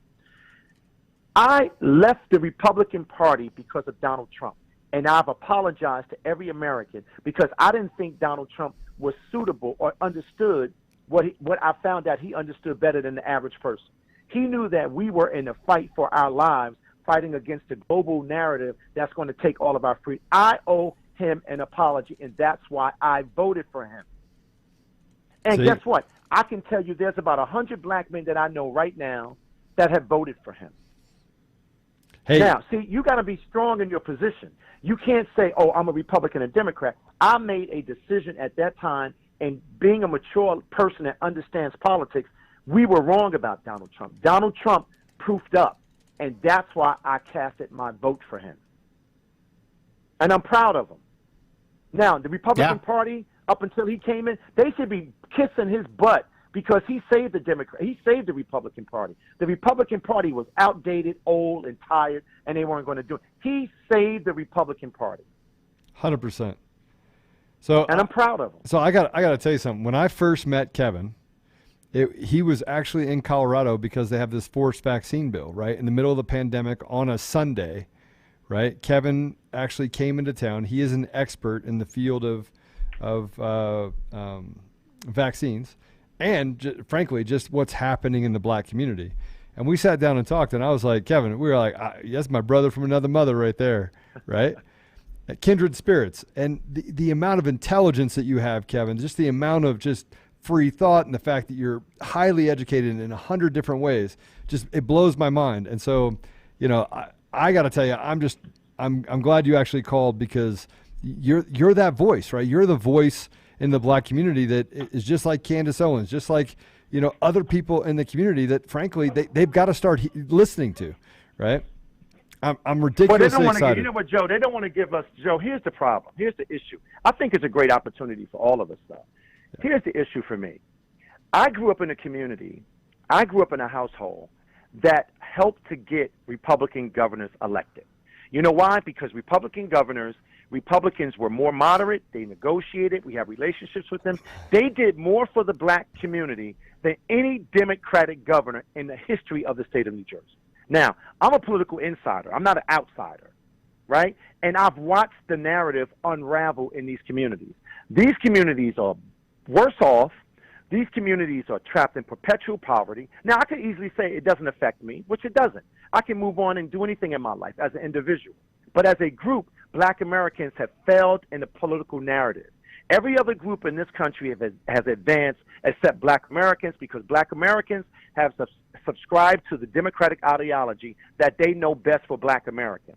And you're starting to see a pushback. People, you don't hear it, but they won't show it on TV. But there's a huge pushback. People are saying, you know what? Screw them. I'm tired of them. But let me tell you, black women have saved the Democratic Party over and over again.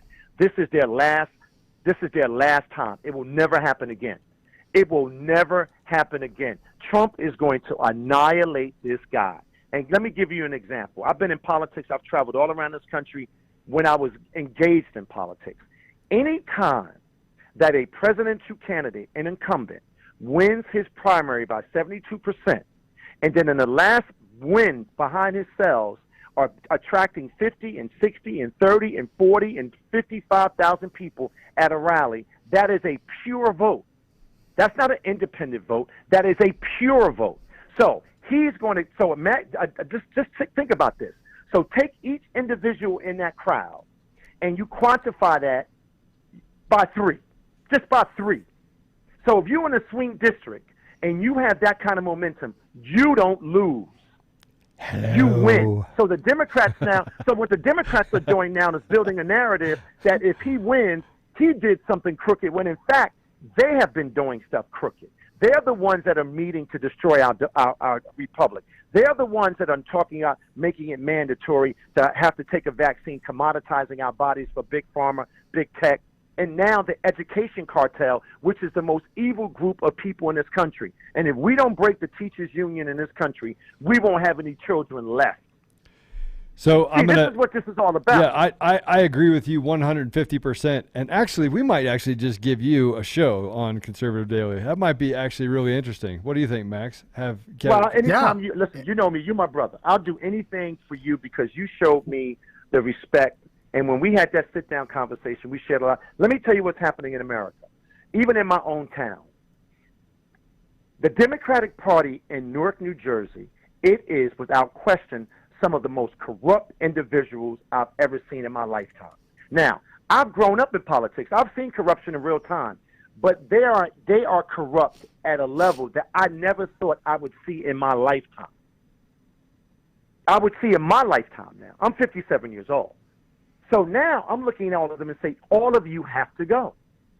These neighborhoods will never be able to sustain themselves based on this incompetent, impotent oppression. It's horrible, and it's Black Americans doing it to their own people. Yep. Listen, I want everybody to listen to me. I am a Black American male that is grounded in my blackness and grounded in history. I help to build my community, and I'm telling you, this is the worst I've ever seen it in my life. And if Black Americans don't wake up, if Black Americans don't get courage, they will be wiped out for good by their own people. So while they're actually saying that they want to help them. That's the worst part about it. Thank you. Walking them off a cliff and killing them as they're telling them, "Hey, I'm for you." That guy's bad. That guy's bad. Right? Yeah. Thank you. And I'm telling you, Joe. It's not just getting courage. The problem is that there has to be a moment that shakes people out of the mainstream media narrative. When you hear Kanye West talking about the fact that 1,000 black babies are aborted every day, crazy. People say, "Oh, well, that's just Kanye off his meds," right? They belittle him, say, "Oh, well, he's just trying to help Trump by splitting the vote." Every time when you see rappers coming out for Trump saying, "Hey, Platinum Plan, we actually get on board with this," they get called Uncle Toms, right? Well, you know why? You know why they get called out? Let me tell you why they get called out. Because the Democratic establishment is in line with the mainstream media that will destroy any Black American man that comes out and say that something is wrong. Let me tell you the difference, though. You know why they won't come and attack me? Because I'm an insider. I know everything about them.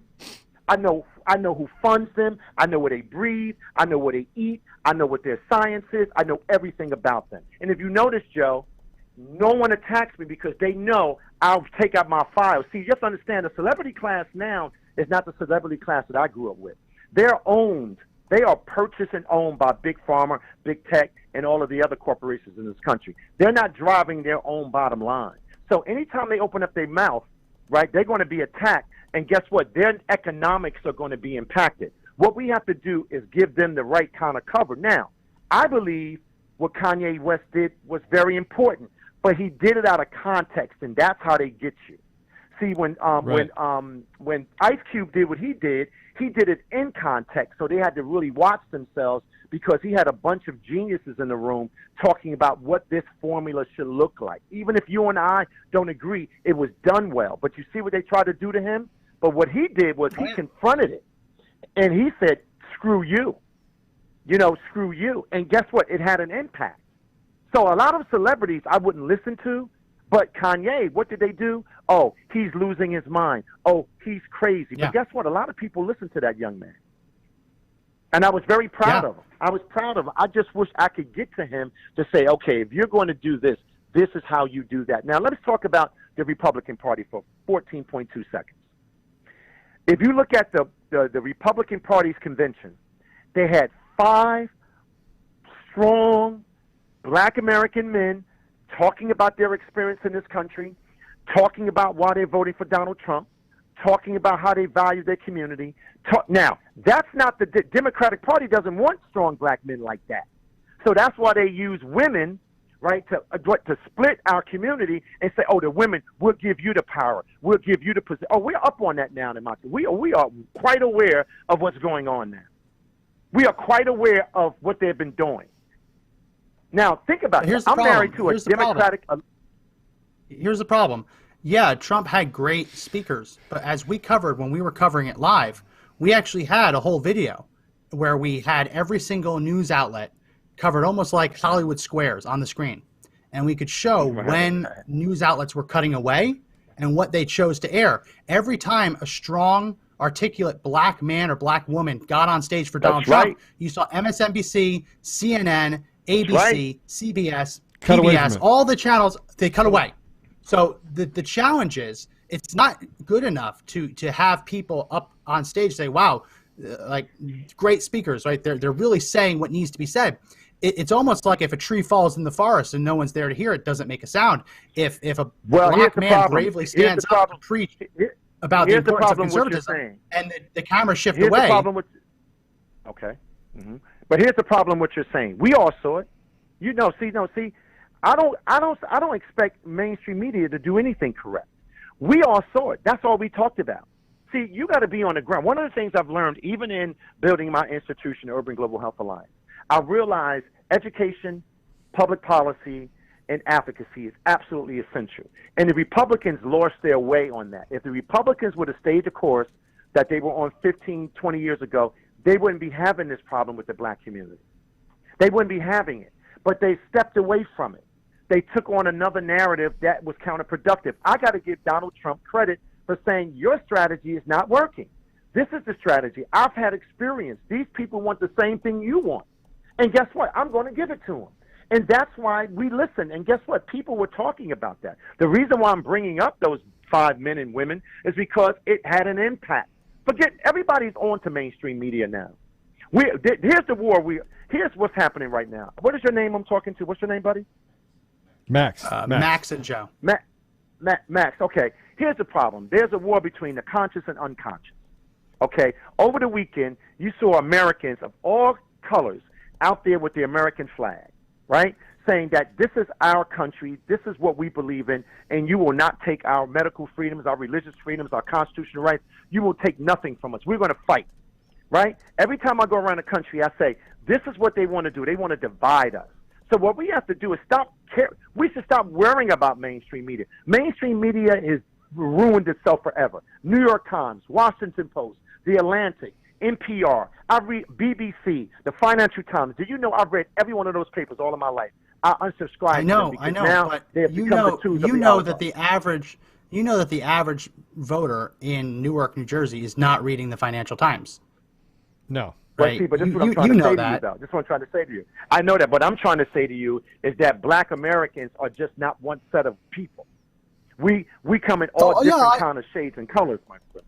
We don't. Listen, I'm not going to say that if you don't vote for Biden, you ain't black. I'm not on that bandwagon. Yeah, you're right, buddy. You're right. The challenge is, well, that goes to show you how the Democratic Party feels. I don't know if you're watching the video or if you're just calling in, but Mr. Producer, put up image 2 again. We played this at the start. No, I didn't. It is a picture of a Philly polling place, and it's the door, and right at the door, it's like I don't know, what's that, Joe? A 4x6 or a 3x6 poster. And it says vote Philly first, and it's literally telling them this is who you vote for down the line: Biden, Harris, Shapiro, Ahmad, Torsella, Boyle. The problem is that you're reading all these sources. We know that the average black voter in inner cities are not reading as many sources as you just listed. If they get any news other than just what people say, hey, we're voting this way, or they're trying to get out the vote, if they get any news, it tends to be mainstream media outlets. And when the mainstream media outlet controls what can reach those people, there are a lot of people, a lot of African Americans who don't know that Trump had so many African Americans supporting him at the convention because they really did cut away. And we talked about this at the beginning. Mr. Producer, go ahead, put up my screen. When I said that the majority of African Americans support Black Lives Matter, that's not me like hoping that's true. That's just based on polling. I mean, when you don't tell people what Black Lives Matter means, this is a Pew Research poll that we just put up from September 8th to September 13th of this year, showing that 87% of black people, when asked, do you support the Black Lives Matter movement? Absolutely. That's absolutely. When you explain what it means, that they want to get rid of the nuclear family, if they're Marxists, all of a sudden that poll goes down, right? Well, let me tell you why that's a lie. Okay, so let me tell you about polling, because I've been doing polling in black communities for over 25 years, right? So if you call me and say, do you subscribe to Black Lives Matter? Black Lives Matter. Yeah, I do. Now, you have to understand, that absolutely means nothing. Absolutely means nothing. What you're seeing in the black cities that are controlled, democratically controlled, you're seeing a new slave system that's being broken up. And it's our job to start to educate these people about what their relationship with the Democratic Party has been and what it has. See, my position is that the Republicans were doing what Trump has been doing all of his life, and even as the president, we wouldn't be having this conversation. Correct. The goal is, after this election right now, is to break that, stop that from day one. After tomorrow, after Trump wins, build a new Republican Party with a bigger tent. Because we all believe in God and country. Now, this is the thing I find interesting. I believe in God and country. Is that not black? It is black. Yeah, that's what I'm saying. It's all colors. 100%. The Republicans did this. Look, we wouldn't be having this discussion if they didn't get off track. Now, to your point, I believe that if you call a household and you say, do you believe in Black Lives Matter? The average black person would say that. I'll give you an example. Let's do our own poll. Let's call into a black district after this election and ask them, do they believe that black lives have value? You'll get 85% too. Yeah. Yeah. And that's why the organization calls Black Lives Matter. And you talk about the need for education. The reason that is polling at 87%, at least in September, according to Pew Research, it's because of ignorance, right? It's not understanding what Black Lives Matter means. It sounds good, they support it. And what I'm talking about, and we might be talking past each other here, it's the ignorance the influence is kind of perpetuated by the fact that the mainstream media outlets, the local TV outlets, the power brokers don't want people to wake up. They're too invested in them as a monolithic voting bloc to dare let them know what's going on outside of the bubble that they've created for them. They don't want them to know what's going on at the Republican convention. They don't want them to know that Black Lives Matter is a Marxist organization that wants to get rid of the nuclear family, right? They don't want them to know that. So education, it's explained to people, because when you explain to them what Black Lives Matter is, that 87% plummets, right? And you can say the polls are off, but 87% is big. It's part of its education. We're not speaking past each other. Yeah, part of its education, but the other half of it, beyond education, you have to stop the organizations and the people in power that have built their careers on ignorance itself, on perpetuating ignorance. So it's not enough just to educate. You also have to remove the people perpetuating the ignorance, deliberately keeping people in the dark. You have to remove them from power. So it really is it's a two. I agree. Let me tell you something why I agree with you. Here's my message to Black Americans on an everyday basis. We have to not worry about the barbarians at the gate. We have to worry about the barbarians in the gate. We have to worry about the black elected official that sells us garbage as hope. We have to worry about the black official that herds us like cattle for the Democratic Party to our own demise. We have to fight back against the Democratic Party that continues to use us for their own personal gain. See, now, let me say this to you. We're not speaking past each other. I'm telling you, I agree with you on that. So that is what we do tomorrow. Today, what's going to happen is you're going to see a group of people in this country that's going to shock the Democratic Party and the global elite, and they're going to push back, and they're going to say no mas. Now, the public might not understand it, but as insiders, I'll understand it. I'll see it. I will see it. There's a lot of discussion happening right now. My concern is that if Trump loses, which is not a guarantee, but whether Trump loses or not, post-Trump world, I don't see a Republican making the same kind of inroads with the black community. Just like I don't see a Republican making the same steps to protect blue-collar workers from these horrible trade deals, right? Trump has reshaped the Republican Party. He has, for the first time, we have a party that not only caters to business owners, but also caters to the workers too. It used to be different. Democrats used to be the party of blue-collar workers, and Republicans establishment Republicans hate Donald Trump for it. They would rather have left NAFTA in place if they had their way, right? So I'm concerned that all the gains that Trump has made, we're going to see them go down the toilet, whether he wins or not. A post-Trump Republican Party, I'm very concerned, because if we don't solidify these gains, if we don't get people in the black community, give them a reason to not only vote Trump, but also vote Republican, right?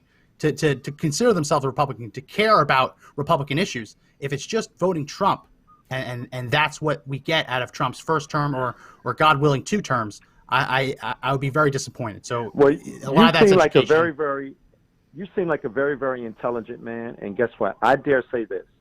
If you and I and all of us start to have that discussion in a big way and using the platforms that we have, I think we can start to shape the new Republican Party in a big way. Because the Democratic Party, as we know it now, right? Can't come back. It can't come back from it. It can't come back from it. They can't come back. They're over. Right. And you know what? I think your point is a very valid point, and I think that we need to guard ourselves from that happening. And I will work with you and any American in this country to make sure that never happens again. And that's why at 57 years old, and I told Joe, I'm tired.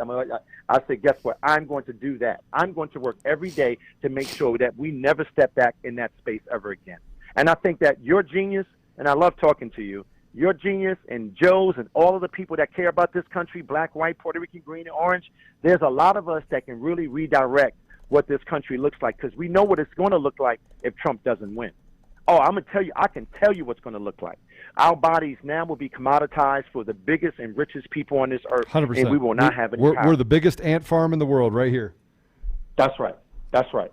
You see what's happening in Colorado right now. You see what's happening in New York right now. You see what's happening in London right now. You see what's happening in Germany right now. You see what's happening all around the world. There are people like you and us that's listening to this show that we are prepared to fight back at all costs. Okay, 100%. and I mean that, seriously, because we're fighting for our humanity now. We're not fighting just for our party. I want everybody to know it is bigger than party now. And they're coming after your children. I want everybody that's listening, they are coming after your children. Now, if you don't want to fight for yourself, fight for your children. Well, and they're coming after our children in the education space, coming after our children right. in every space, right? So nothing is sacred anymore. They're trying to keep people from understanding who God is. They're building curriculums called queering the classroom, right? Teaching kids That's about. Right. I mean, it's crazy. I squirreled. Look at Max's face. Yeah. Look, we've had this conversation. Me and Kevin, Listen, we spent a couple hours squirreling together. So anytime, we're used to this. Anytime we go, talk about all the problems, we got to solve the world's problems. Minutes. I'm Okay, shocked listen, that we went an hour and 36 minutes before it happened, before the squirrel. Well, happened. listen, guys, I really appreciate you giving me this time to talk to you, and God bless you. And Joe, we got a lot of work to do tomorrow. Yes, so, we do. A lot of work sir. to do today. Everybody get out to vote, but we got a lot of work to do. Well, that's what they say. They say that the best time to grow an oak tree was 10 years ago. The second best time is right now. Yeah. So hey, guys, Urban Global Health Alliance is Kevin's organization, right? So I put it inside the comments so you can actually reach out and understand what he's about. But Kevin's one of the true patriots and true he understands kind of every side. He's lived a very, very full life. And Kevin, we just appreciate who you are. God bless you, and God bless your family. All right. Thank you so much for the call. All right. Bye-bye. So Max, I literally got a text message while I was sitting here. Normally I look down, I'm like, I'd call him back. And I saw it and I was like, Kevin, you got to call in, right? Because it adds so much context to just the idea that Trump's going to win, because Kevin is in those communities, right? He's in those communities. He actually told me a couple days ago, he goes, you know what, Joe? I hear them talk about democracy. We're not a democracy, right? We're not mob rule, right? We're a republic for a reason, which means we get equal representation across the country so that no one in one area can create that mob rule mentality, because that's what happens, right? Salem witch trials, we go back in time. They actually burned people at the stake thinking they were witches, and the whole community was behind it, right? The reality of it is that's what's happening in these Democrat-controlled cities. Oh, it's the Republicans. While they look around and people are crapping on the streets, right? I mean, that's actually happened. Needles hanging out of their arms, slumped over on toilets and in public restrooms. The craziness that's happening, and they're going, it's all the Republicans' fault. The only reason it hasn't gone across the entire nation is because of the Republicans, right? Yeah. Or conservatives. So we have to redefine what it is to be a Republican. Obviously, we have redefined what it means to be a conservative, right? And it doesn't mean that you don't have compassion for others, or that you have social differences, and even on the Republican side as far as what you think of things, right? It just means that you're sensible and you believe in constitutional integrity, not what they're doing now, which is trying to rewrite history and whitewash things so that they can actually take over by a mob rule, right? That's why you indoctrinate people. You change their mind so that mob rule actually works, and that's what they're doing in this country. So, Mr. Producer, put up my screen. I think this is a good bookend to what we started with talking about the Philly GOP, what's going on in Philly, talking about education, people who profit off of ignorance. This is the Philadelphia GOP's Twitter account. And they've had a couple of tweets today that Twitter has labeled, quote, some or all of the content shared in this tweet is disputed and might be misleading about an election or other civic process.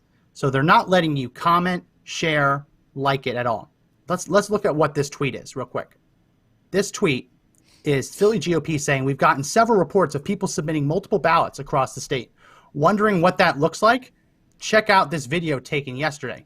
and it's an 18-second video of someone just literally dumping ballots into a ballot box. She's still going, right? She's just putting them in one by one by one by one by one. Twitter has decided that has been disputed or might be misleading. How is that disputing or misleading? How? Well, that's just what they decided. So that's the challenge. It's not just getting people brave enough to say, I'll take the slings and arrows and I will make sure I'm the voice of truth.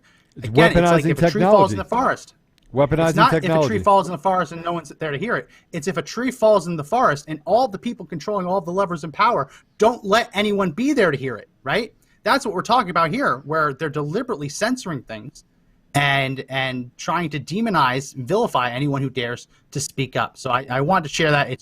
It's remarkable that the Philadelphia GOP literally shares a photo of someone dumping ballots one by one by one by one into a ballot collection box, something that they aren't legally allowed to do. And Twitter is doing everything they can to silence it. Really, really interesting.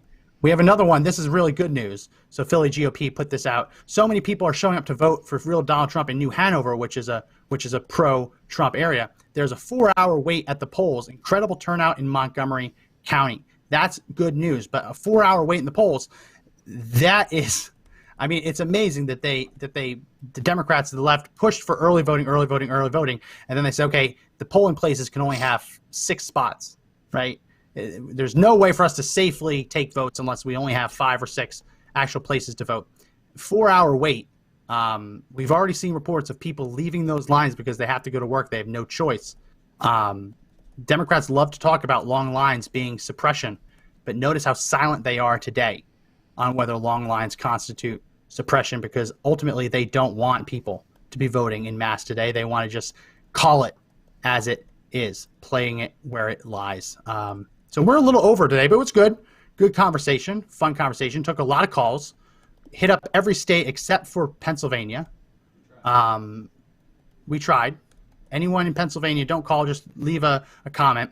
Let us know what you're seeing in Pennsylvania. We're going to be going live again tonight, 8 p.m. Eastern, give or take, taking the sense of the early results coming in, talking about that. I want to talk tonight, Joe, and we don't have to hash it out now, but you posted something on social media. It's basically saying that, I don't want to put words in your mouth, but no matter what happens, we're all friends afterwards. I don't subscribe to that. Maybe that's my own militancy. I have a hard time being kumbaya friendly with anyone who votes for the platform that Kamala and Joe Biden is supporting. I have a hard time. So maybe we can talk about that tonight.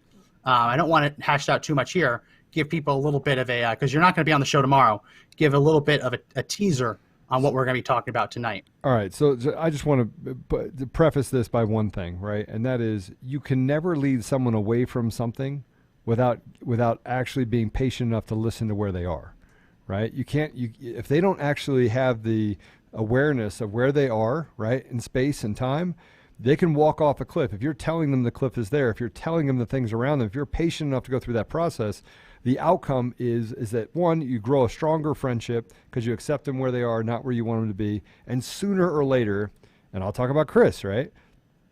Here's a guy that loved Bernie Sanders, right? We could save it for tonight. I have a hard time getting into that, because it's one thing to say that it's a process, but we've now been dealing with this election for how many months? Anyone who after all this time can vote for someone who wants to get rid of fracking, who wants to support abortion up until the due date, who wants to ban almost every single semi-automatic firearm in America and reduce us to mid-19th century technology to defend ourselves. People who have signed on to that, it's not ignorance at that point. It's people who consciously are doing it. They've made a decision, and I don't walk away really from my hard. family, and I don't walk away from my friends. I'm a ridiculously loyal person, right? And I believe in accepting people where they are. The only way for them to hear it is for me to actually tell them that. Right. And frankly, the problem is they're voting for someone who has said that Donald Trump is a white supremacist, and if you support him, you're a white supremacist also. So watch Social Dilemma, because that'll actually tell you the only thing they can see is stuff on the Democrat side. They keep getting fed that. Right. That's all they see, because that's how the social media has been weaponized against the people to divide us. So that if they can't see it and I'm the only one that's telling them something different, sooner or later it clicks inside of them and says, like, I know Joe. I know the heart of Joe, right? I got to check this out. And I keep sending them stuff, and they're like, oh, yeah, I watched it. And I'm like, no, you didn't. I already know you didn't watch it. But that's okay. You're good. Just be ignorant. And then I laugh, ha, right? I do that. And if you don't do that, it's not too late. It's never too late.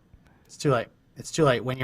If you're voting for someone who says they want to get rid of the filibuster so that there's no minority protections at all in the Congress, they want to pack the courts until they have a liberal majority in all the appeals courts. And I didn't tell you I wasn't fighting. I just told you I'm not going to leave my friends there and tell them that I'm not going to be friends with them when anymore. I'm not going to create an echo chamber on my side either. I'm just not going to do it. When you vote for that, you vote for someone who wants to get rid of every single check and balance that our founders created so he can ram through the most radical platform ever put forward by a major party candidate.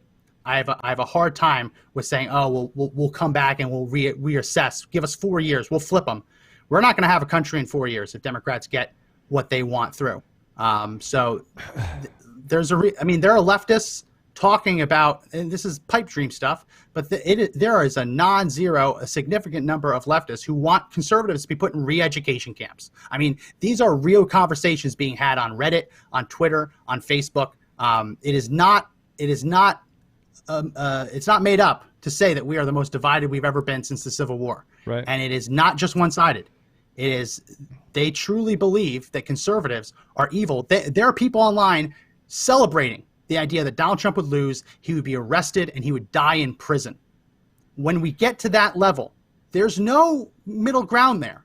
When the goal is not just to defeat a president, but also to lock him up for life for what? A minor potential tax infraction in the state of New York? I mean, this is how insane these people are. So I have a hard time, and we'll talk about this fully tonight because we're already over, but make sure you guys tune in. 8 p.m. Eastern, we'll be live on Facebook and YouTube tonight talking about this, election returns, and taking some calls as well. So I'll give you the final word, Joe, as we wrap up the podcast today. Well, I think that we have to make sure that we push people still to vote, right? And I think that courage is more infectious than fear. I think that we've had a great run for the last 4 years, and I think that obviously we're going to win, right? I think Trump's going to win. But regardless of who wins, if they cheat and win or if we win, the fight is just beginning. November 4th, lights come on, right? And they never go off again. Just keep your foot on the gas. Be willing to sacrifice, be willing to give, be willing to start that fight from day one, right? Because if we started on November 4th, then we can actually push this socialist ideology, this loony leftist ideology out of our society once and for all. God bless you, and God bless the United States of America.